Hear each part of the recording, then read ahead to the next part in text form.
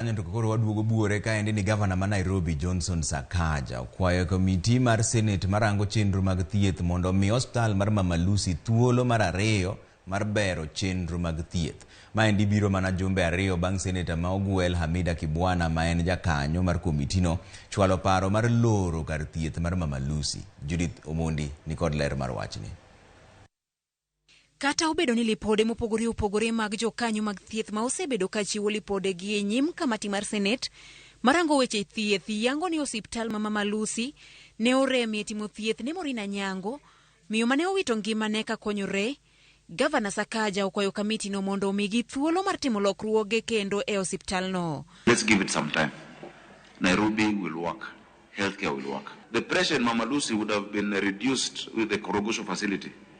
And I'm glad I've discussed with the president and we're taking back our facility. That's supposed to be a level 5 hospital, fully fledged, not a pediatric hospital by the national government. We're taking it back. I've written to the CS of health so that we'll keep the name Mama Margaret, but it will be a full public facility to reduce the pressure for Mama Lucy. The ICU that's supposed to be operational there, I have sat with the contractor and committed, even before the budget was loaded, that he'll go back on site.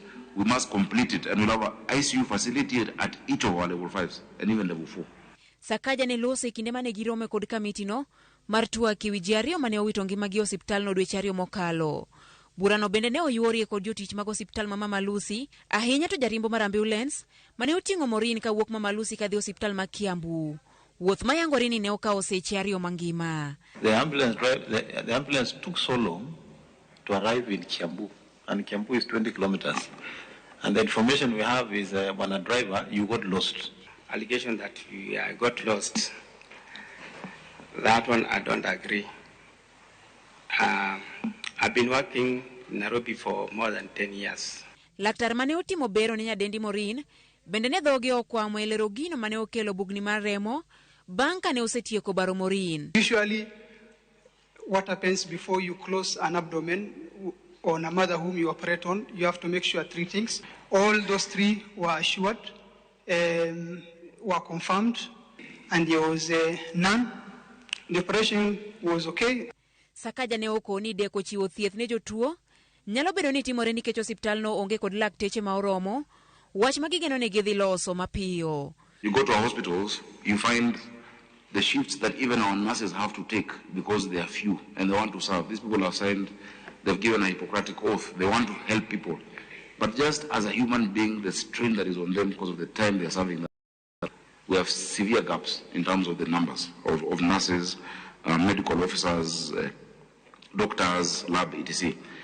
The status of all our facilities, remember NMS did many facilities that are not stocked. There's no medicine, there's no drugs, there's no equipment. But they're there. They're like social halls. Kamiti ni osebedo kaluwo osiptende adek, mano osiptal maduong' ma Kenyatta, kumane nyathi matin Travis Maina owitie ngimane kod jembe e wiye.